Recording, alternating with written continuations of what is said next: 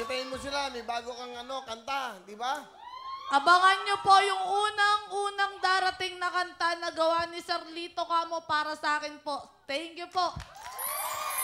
Meron siyang gagawing album, 3 songs. Ano title ng una mong kanta? Talikogenic man ako. Daw, di ba? Ay, talikogenic daw ako. So, abangan nila yung kanta mo. Opo, sobrang ganda po yun. Sobra. Pinaghirapan ko po yun. Yung mga rap-rap na yan. Okay, rap. Oo, Go. Paul. Okay. Two, Okay, back up. three. Back up. 1, 2, 3, go. Ikaw pa naman ang aking crush.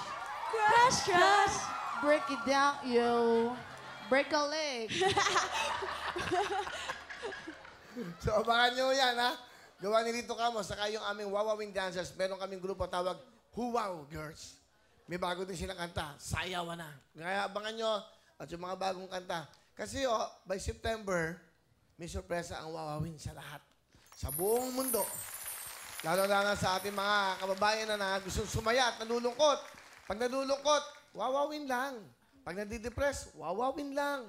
Di ba? Para sumigla ang buhay at sumaya. Dahil sa inyo lahat yan. Kaya dapat, di ba? Saya, di mo, oh? Sabi nila, puro lola lang nanonood doon, matatanda.